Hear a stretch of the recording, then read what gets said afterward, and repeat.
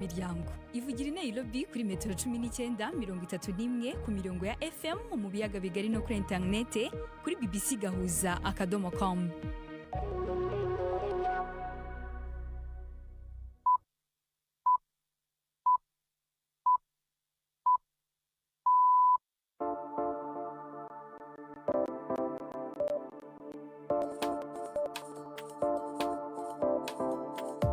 Ni saa moya n'igice z'ijoro i Nairobi, ni saa 12 n'igice z'umugoroba mu Burundi no mu Rwanda. Muri kumwe na Latifa Mutesi. Ibihe byiza bakunze BBC Gahuza Miryango, mbaye ikaze mu makuru yo kuri uyu wa gatanu tariki ya 20 ukwezi kwa gatatu y'umwaka wa 2026. Izi ni zimwe mu ngingo z'ingenzi amakuru yacu agiye kwibandaho.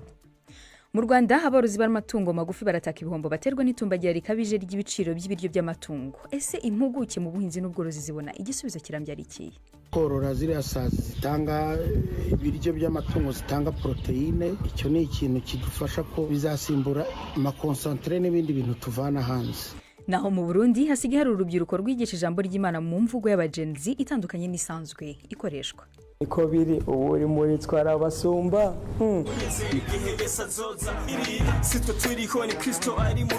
uburyo twambara, uburyo dusa, nta hantu na hamwe biri contradictoire n'ico ijambo ry'Imana rivuga. Mu yandi makuru, mu mikino umukinnyi uhiga abandi muri tennis y'abagore ngo ashobora kutazongera kwitabira irushanwa rya Dubai. Tubafitiye n'andi menshi mu mpira w'amaguru, ntucikwe. Gendi Yves Bucyana. aya makuru ahagarariwe na Anne-Marie Niyomwiza. Mbere yo gutangira amakuru twabateguriye kuri uyu mugoroba ku buryo burambuye, mugenzi wacu Jean Dasiundi Mundi yadutegura amakuru agezweho hirya no hino. Ishyirahamwe mpuzamakungu riraha amasoko ntanguvu IEA ryasabye amaleta gukora ibishoboka byose kugira agabanye gukoresha igitoro na peteroli no gutera intege abanyagihugu ngo bakorere muhira, hamwe no kugabanya umuvuduko w'imiduga gushika kuri metero 10 ku isaha. Iri shyirahamwe rivuga ko ihungabana mu itangwa ry'igitoro ryatewe n'intambara Leta Zunze Ubumwe za Amerika na Israel ziherutse gutanguza kuri Iran ritari bigere ribaho mu mateka y'isi. IEA isaba kandi abantu kwirinda gufata ingendo z'indege aho bishoboka. Ibiciro by'igitoro byaraduze cyane kuva aho Iran igeragereje kuyihora Amerika na Israel mu kugara umuhora wa Hormuz usanducamwo ibice 20% by'igitoro gikoreshwa ku isi.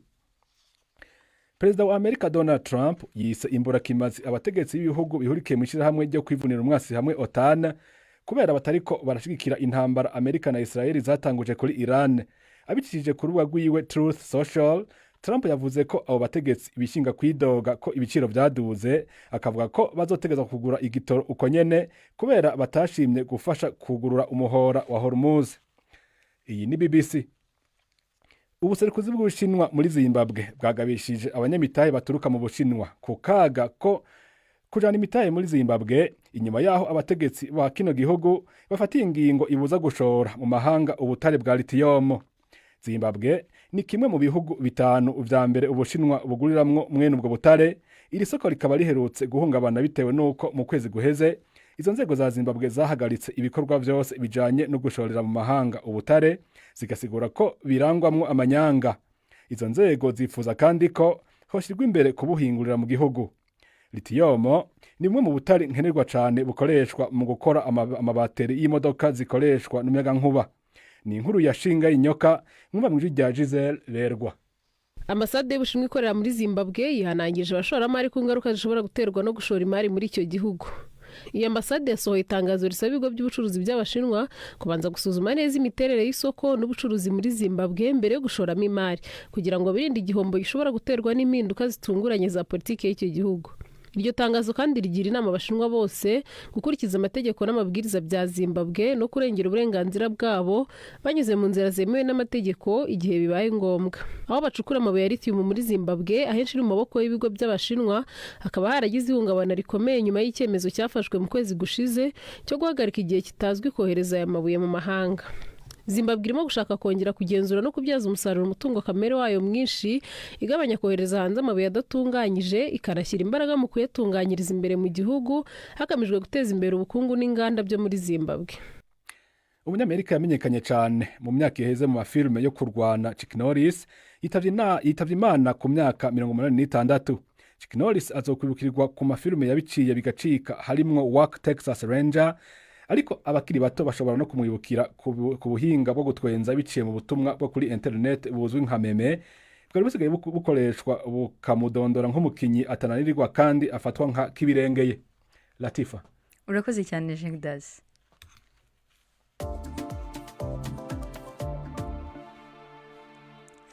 Ayo makuru yatangiye ku buryo burambuye. Abaturage ba Iran bijije umwaka mushya wabo mu bihe bidasanzwe kubera intambara bahanganyemo na Amerika ndetse na Israel. Uyu munsi ufite agaciro gakomeye ku baperisi kuko binjiye mu mwaka w'1405 ku ngengabihe yabo. Kuri ubu abasaga 3000 bamaze guhitanwa n'iyi ntambara n'abandi benshi bavuye mu byabo. Reka tubyumve mu ijwi rya Jean Claude Mwambutsa. Bwabaye bwa mbere kuva mu mwaka w'1980 abaperisi bizihiza umwaka mushya bari mu bihe by'intambara. Umuturage utuye mu mujyi wa Tehran yabwiye BBC ko ubusanzwe babaga bahuze bagura imyenda ndetse banakora amasuku, none ngo umunsi urababana muremure. Undi muturage yavuze ko abaturage bari kubura imirimo kubera iyi ntambara ndetse ko anahangayikishijwe n'ibikorwa remezo by'igihugu byangizwa nayo. Avuga ko afite impungenge ko nta kintu kizasigara gihagaze muri Iran kandi ko yikanga ko iyi yaba inshuro ya nyuma yijije uyu munsi wa Nowruz ari wo mwaka mushya. Ku ngengabihe y'abaperse ubu binje mu mwaka w'1405. Uyu munsi ukaba ukomeye mu mateka n'umuco byabo kandi bakaba bamaze imyaka myinshi bawizihiza. Uyu mwaka ntusanzwe kubera ibihe barimo by'intambara, gusa bamwe birengagije ibihe barimo bagerageza gutegura ibirori. Undi muturage yabwiye BBC ko yizera ko hari n'abandi nka we bagerageje kwizihiza uyu munsi, ngo ubwo yasangiraga nabe yumvise ibiturika ariko nta n'umwe wavuye aho ari. Kuri ubu harabarurwa abasaga 3000 bamaze guhitanwa n'ibitero by'indege za Israel na Leta Zunze Ubumwe za Amerika, mu gihe hari abari kunamira ababo bishwe. Abandi bagerageje kwishimira umwaka mushya uko babishoboye. Gusa hari umuturage wavuze ko nta mwuka w'ibirori by'umwaka mushya yumva mu kirere. Jean Claude Mwambutsa arakoze cyane. Mu Rwanda hari urubyiruko rwatangiye korora amasazi n'iminyorogoto nk'igisubizo cy'ibiryo by'amatungo ndetse n'ifumbire nziza y'imborera. Ibi babikoze nyuma y'uko aborozi b'amatungo magufi cyane cyane inkoko ndetse n'ingurube batangiye gutaka ibihombo baterwa n'ibiciro bihanitse by'ibiryo by'amatungo. Ni inkuru ya Yves Bucyana. Uko ibiciro by'ibiryo by'amatungo n'ifumbire mvaruganda bikomeza kuzamuka, niko n'icyizere cy'aborozi n'abahinzi kigenda kiyoyoka. Bamwe bavuga ko ubworozi bwari inkingi y'ubukungu bwabo ubu buri kubateza ibihombo. Ayirwanda Theogene ni umworozi w'ingurube. Natangiye korora ingurube, umufuko w'ibiryo ibiro 50 byaguraga 15,000. Iyo urebye icyo gihe usanga ikiro cyaraguraga amafaranga 300. Uyu munsi umufuko uri kugura 35,000. Iyo ugereranyije usanga ikiro kiri kugura amafaranga 700. Mu by'ukuri nta kintu na kimwe kikiba mu bworozi bw'ingurube, kandi twari twahujemo tubona ari umushinga uzagira aho tugeza kubera ko ibyo byari bihendutse. Ariko uyu munsi ingurube zacu zibayeho nabi kubera kurya nabi, nta ngurube ikirya ngo ihaga. Mu gushaka igisubizo kirambye, Josiane Mujawayezu rwiyemezamirimo akaba n'umunyeshuri wa kaminuza y'u Rwanda yahisemo kwifashisha iminyorogoto mu gukora ifumbire y'imborera ishobora kunganira umuhinzi n'umworozi batiriwe bategereza ifumbire mvaruganda ihenze cyane. Ubwo rero imisatsi yaje ari kimwe mu bisubizo. Tubivanga rero n'ibindi byatsi byose bibora, tugashyiramo ya misatsi n'ibipapuro ku kigero kuri resho zizwi, zigatanga ifumbire nziza ari y'amazi kuko dusukamo amazi akamukamo yabaye ifumbire y'amazi, ndetse nyuma y'ukwezi tubasha kubona iyi fumbire y'imborera bita vermicompost. Urumva ko rero ni ibintu byiza cyane, ni ifumbire nziza cyane ikorwa n'iminyorogoto. Uretse iminyorogoto, ubu buryo bw'ubuhanga bwifashisha amasazi azwi nka black soldier fly. Aha naho Josiane yerekana ko imyanda ishobora guhinduka igisubizo ku buzima bw'amatungo. Isazi rero ibinyuramo, ibi mubona ni ibiryo muri kubonamo n'ibishishwa by'imineke. Irabiboza uko bigendamo gutya ibiryo. Nyuma y'iminsi 7 bihinduka ifumbire tuyita BSF Frases. Iyi fumbire ari ifumbire nziza y'imborera ikungahaye cyane cyane kuri nitrogen. Ibi rero ibyana by'amasazi bita mararuva tubikuraho, dukuraho bike tukabigaburira inkoko, ingurube. Impuguke mu buhinzi n'ubworozi zemeza ko ubu buryo bwo gushaka ifumbire n'ibiryo by'amatungo hifashishijwe amasazi n'iminyorogoto ari igisubizo kirambye ku biryo n'ifumbire bihenze. Peter Ngirumugenga ni impuguke mu buhinzi n'ubworozi. Korora ziriya sazi zitanga ibiryo by'amatungo zitanga proteine, icyo ni ikintu kidufasha ko bizasimbura amakonsantere n'ibindi bintu tuvana hanze. Buhoro buhoro n'abantu bashobora kumenya kubyikorera. Kuri biriya by'ifumbire nabyo turi mu buhinzi bwa kijyambere, umuntu agomba guhinga yakoresheje ifumbire iboneka mu buryo ubundi butinze, ariko buriya buryo burihutisha kugira ngo ifumbire iboneke vuba kandi iboneka ari nyinshi. Mu gihe itumbagira ry'ibiciro by'ibiryo by'amatungo rikomeje guhangayikisha benshi, urubyiruko nka Josiane n'impuguke Peter Ngirumugenga barerekana ko amayeri yo koroza udukoko ashobora kuba inkingi ya mwamba mu guhangana n'iki kibazo, kandi ko ibisubizo by'ejo hazaza by'ubuhinzi n'ubworozi mu Rwanda bishobora kuba bitari mu mifuka ihenze, ahubwo biri mu bwenge no mu bushake bwo guhanga ibishya. Yves Bucyana, BBC Gahuzamiryango, i Nyanza.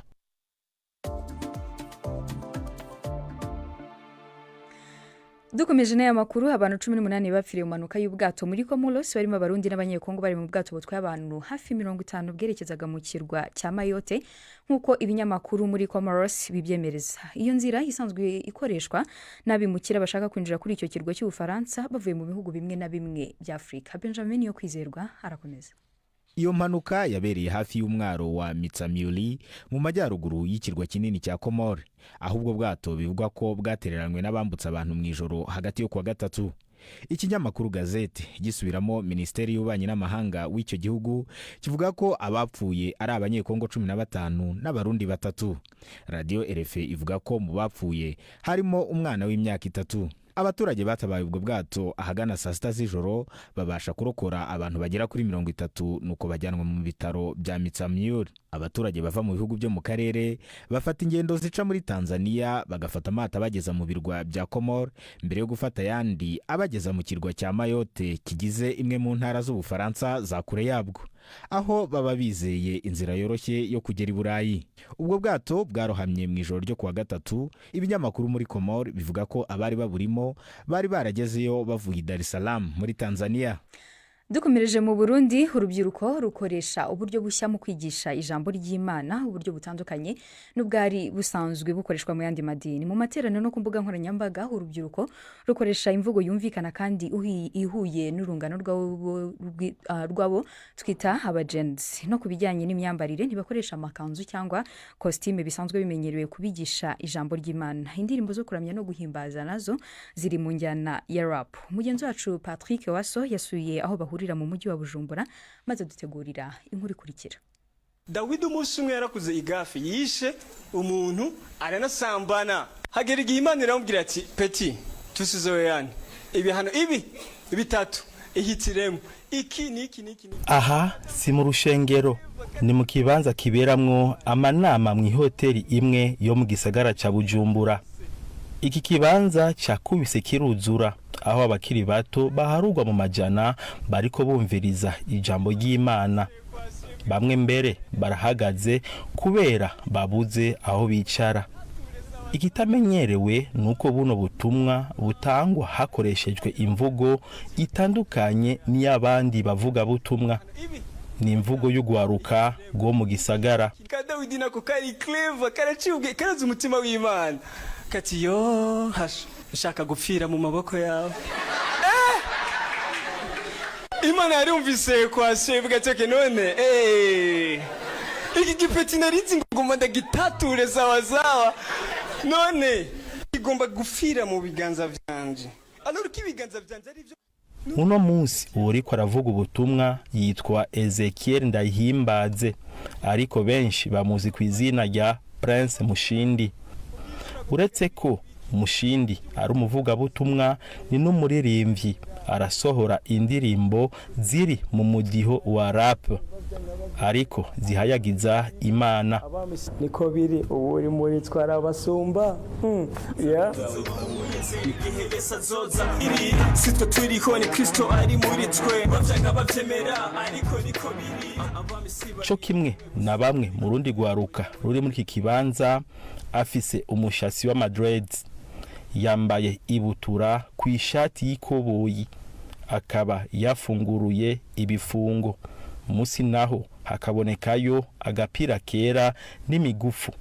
Ubwanwa yabusongoye, akagira n'amahereni ku matwi. None ubwo ibi si igihushane n'ijambo ry'Imana?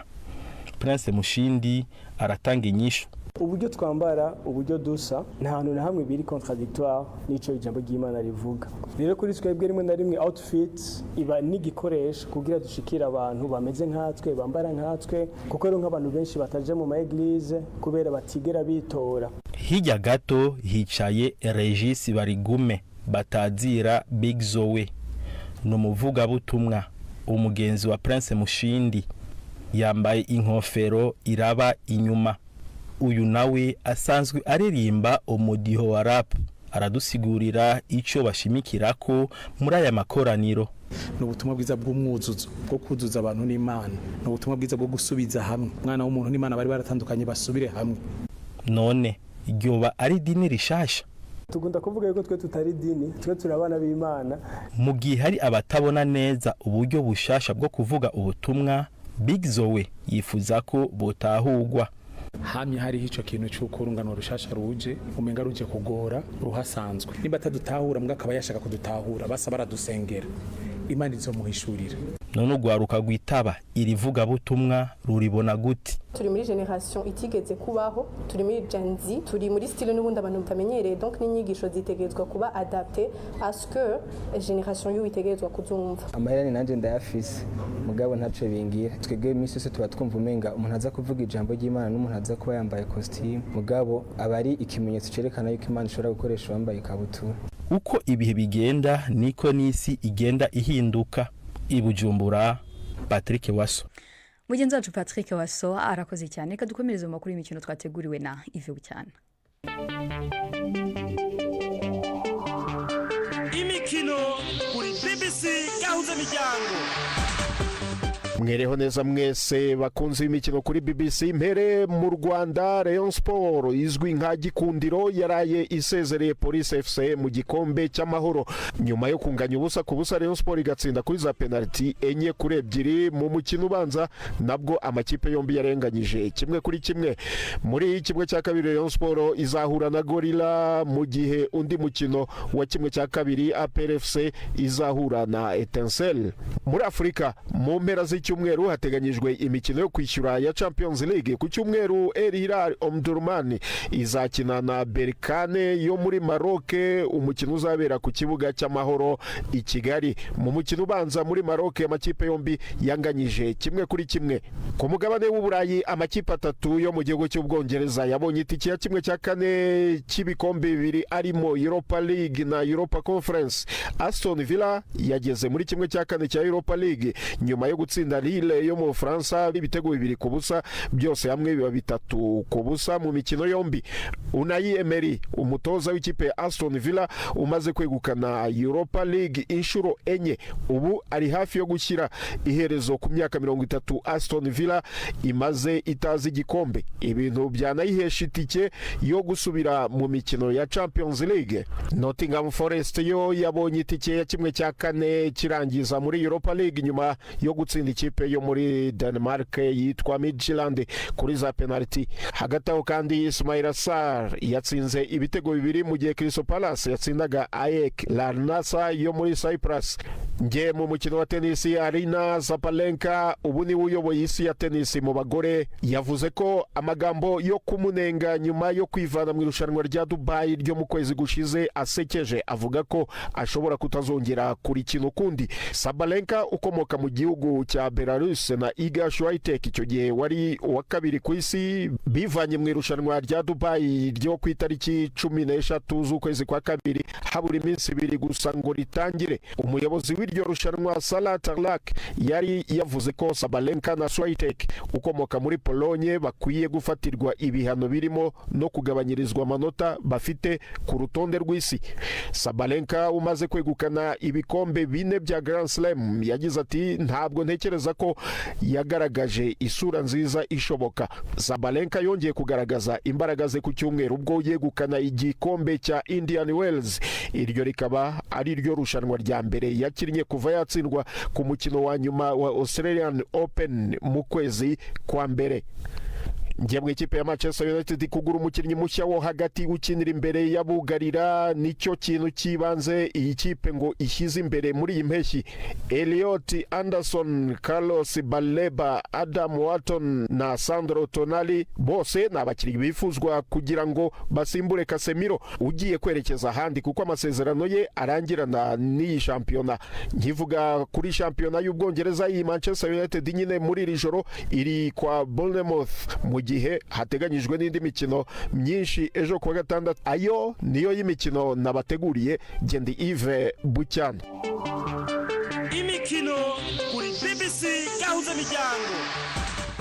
Ive Bucyana harakoze cyane mu makuru y'imikino atugejejeho mu kiganiro cy'imvo n'imvano cyo ku munsi w'ejo. Intambara ya Leta Zunze Ubumwe za Amerika, Israel na Iran iracyakomeje, ingaruka zayo zatangiye kugaragara hirya no hino ku isi ndetse n'intego yayo igenda ihinduka. Abategetsi benshi ba Iran bamaze kwicwa ndetse n'inganda zitunganya ibikomoka kuri peteroli mu bihugu byo mu kigobe cy'Abarabu zikomeje kuraswaho. Iyi ntambara kuri uyu wa gatandatu izinjira mu cyumweru cya gatatu. Reka tubasogongeze muri mwe mu bizaba bikubiye mu kiganiro cyo ku munsi w'ejo. Iyi ntambara ikitumbereye kivugwa n'abayobozi b'Amerika no kugira ngo umugambi wo kugira ibitwaro bya kirimbuzi cyangwa se ibitwaro bya ruhonyanganda ya Iran iburizwemo.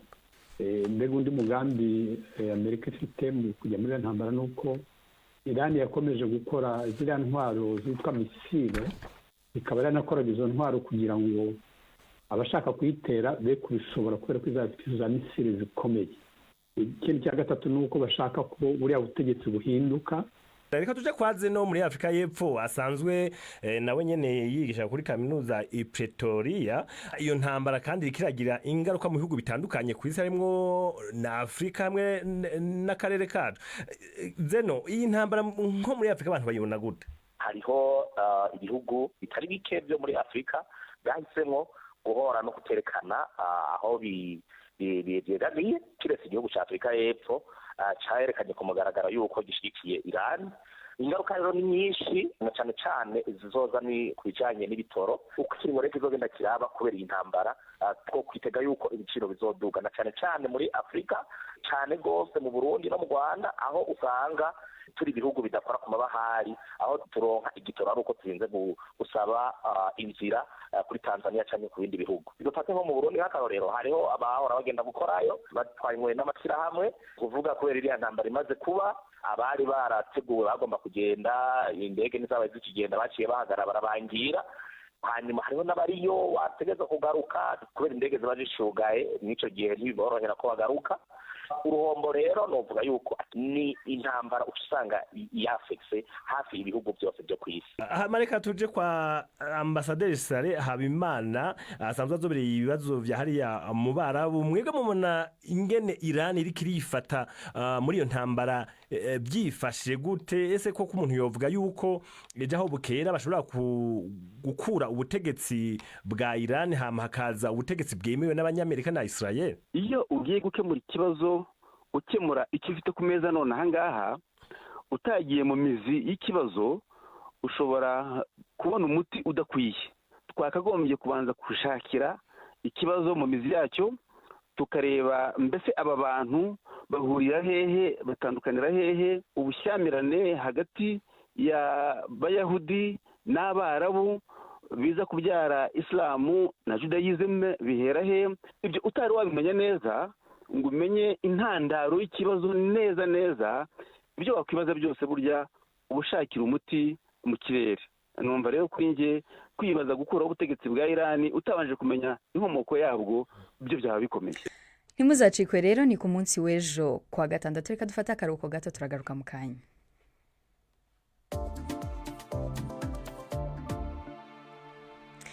Ubu ni saa 12:53 mu Rwanda no mu Burundi, ni saa 1:53 i Nairobi muri Kenya. N'umwanya wo kumva ikiganiro Baza Muganga twateguriwe na Yvette Kabatesi.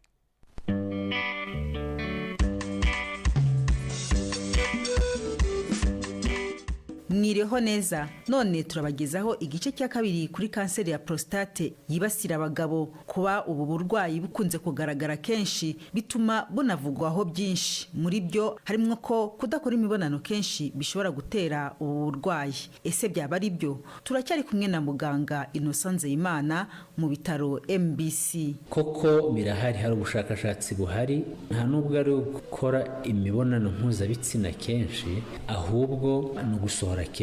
Ndetse ubwo bushakashatsi bukavuga ko gusohora inshuro nibura 21 mu kwezi bishobora kugabanya ibyago byo kwirwara ugereranije n'abasohora gakeya. Ariko ntabwo navuga ko ari ubushakashatsi buhagije, ahubwo haracyakeneye gukorwa ubundi bwinshi.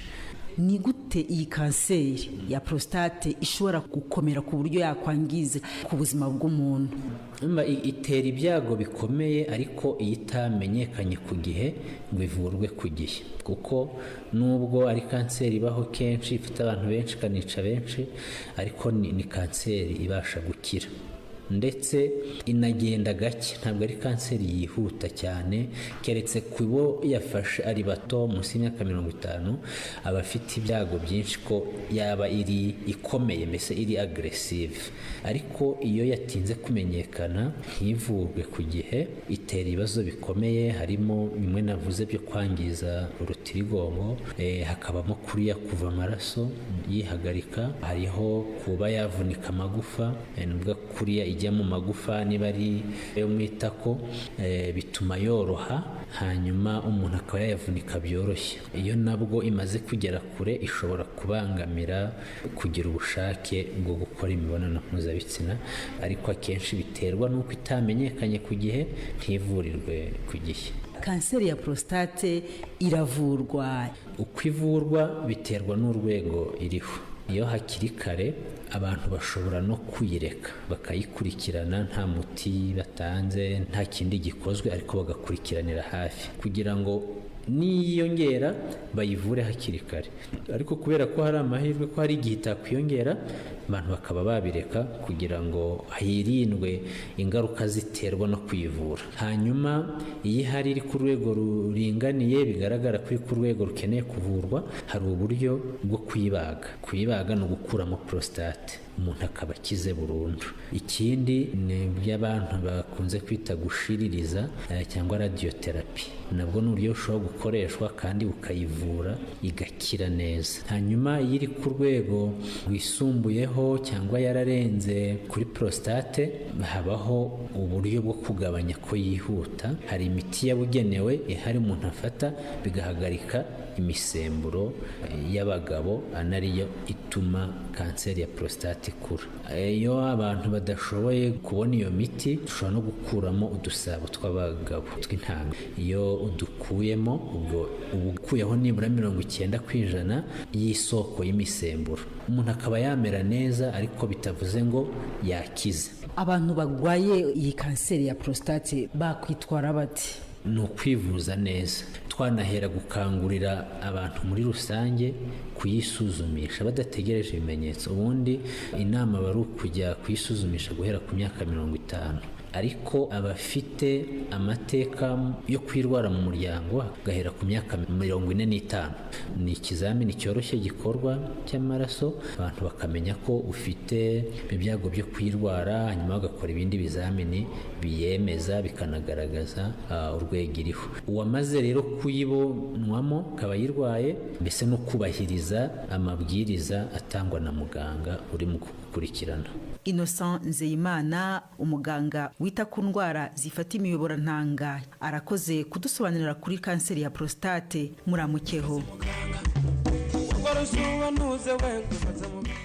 Reka dushimire mugenzi wacu Yvette Kabatesi. Ikiganiro baza muganga nicyo kitugejeje ku musozo w'amakuru twabateguriye kuri uyu mugoroba.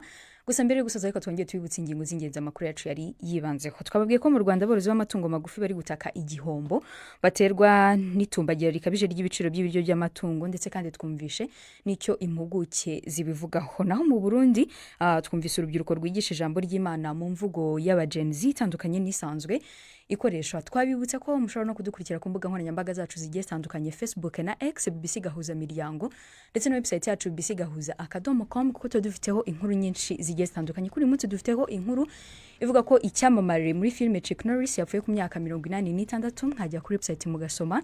Dufiteho n'inkuru ivuga ko Trump yisaba abafatanyabikorwa ba OTAN abanyabwoba. Dufite inkuru ivuga ko yo muri Australia ivuga ko minisitiri w'intebe yavugirijwe induru yinjiye ku musigiti kuri munsi w'Irayidi. Mwari kumwe nanjye Latifa Mutesi naho kwanga bw'ibyuma twari kumwe na Sharon Jeruto. Haya makuru yarahagarariwe na mugenzi wacu Anne Marie. Niwe mwiza mukomeze mugira ibihe byiza.